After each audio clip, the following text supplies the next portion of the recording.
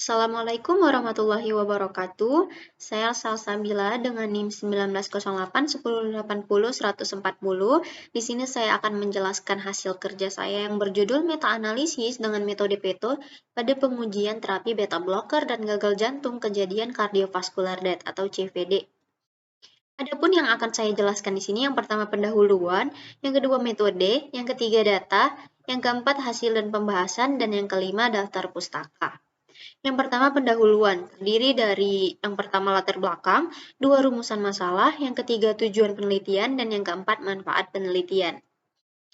Latar belakang. Tujuan utama meta-analisis adalah mencari efek size. Efek size merupakan ukuran mengenai besarnya efek, besarnya perbedaan maupun hubungan suatu variabel pada variabel lain. Ada beberapa macam tipe efek size pada data yang dibangun secara dikotomi, kontinu maupun ordinal.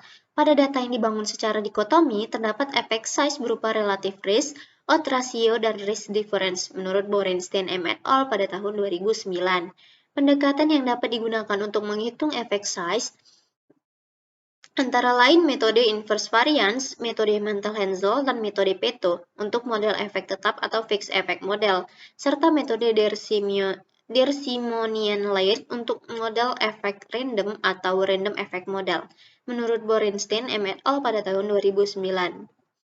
Saat ini, meta-analisis banyak digunakan dalam dunia kesehatan untuk uji klinis. Uji klinis biasa dilakukan di laboratorium klinik maupun rumah sakit untuk mengevaluasi efektivitas dan keamanan obat atau alat medis dengan memantau efek samping yang akan timbul pada tubuh manusia.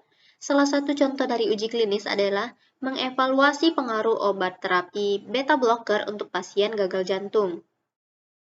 Ada beberapa golongan obat yang digunakan dalam pengobatan gagal jantung. Salah satu golongan yang sering digunakan adalah terapi beta blocker.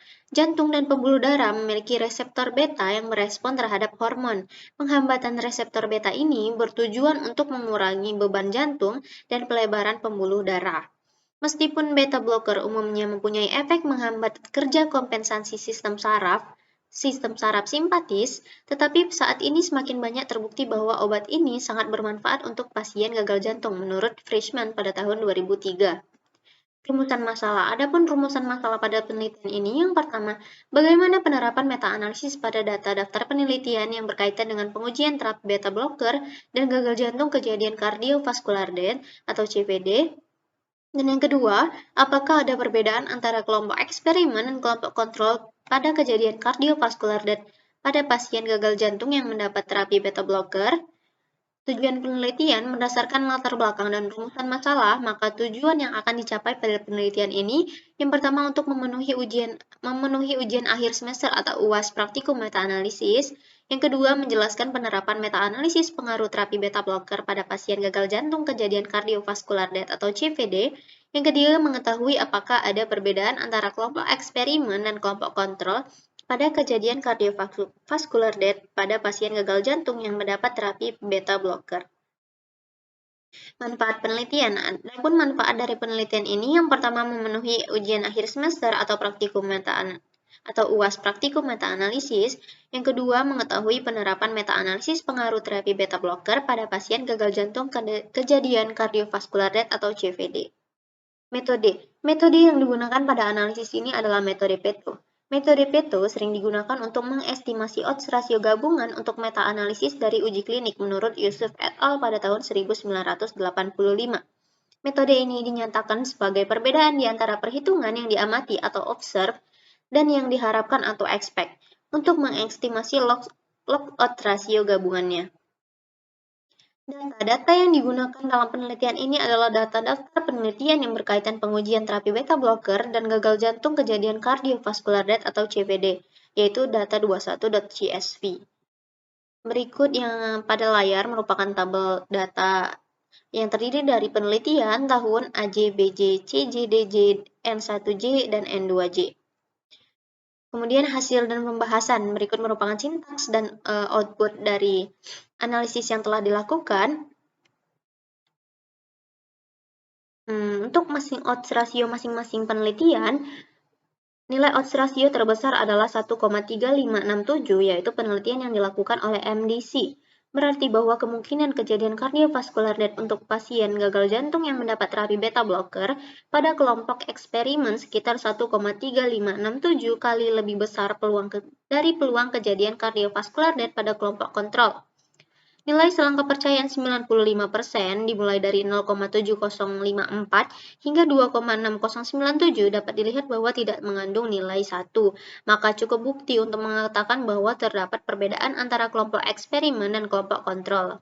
Sedangkan pada penelitian yang dilakukan oleh Fisher et al., diperoleh nilai odds ratio sebesar 1 yang mengartikan bahwa tidak ada perbedaan peluang kejadian kardiovaskular death antara pasien yang mendapatkan terapi beta blockers dan yang tidak. Odds rasio gabungan nilai odds rasio gabungan untuk kejadian kardiovaskular death adalah sebesar 0,7294.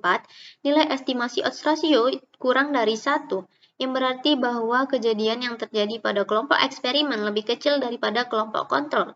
Artinya, beta blockers efektif menurunkan angka kematian akibat kardiovaskular atau kardiovaskular death sebesar 27,06%.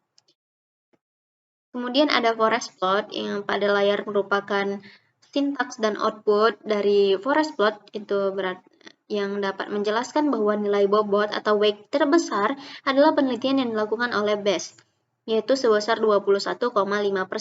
Dengan melihat nilai meta-analisis, diketahui nilai odds ratio sebesar 0,73, yang artinya bahwa kemungkinan kejadian kematian akibat kardiovaskular atau kardiovaskular death, pasien gagal jantung yang mendapat terapi beta blockers pada kelompok eksperimen sebesar 0,73 kali lebih besar daripada peluang kejadian kematian akibat kardiovaskular atau kardiovaskular death pasien gagal jantung yang mendapat terapi beta blockers pada kelompok kontrol.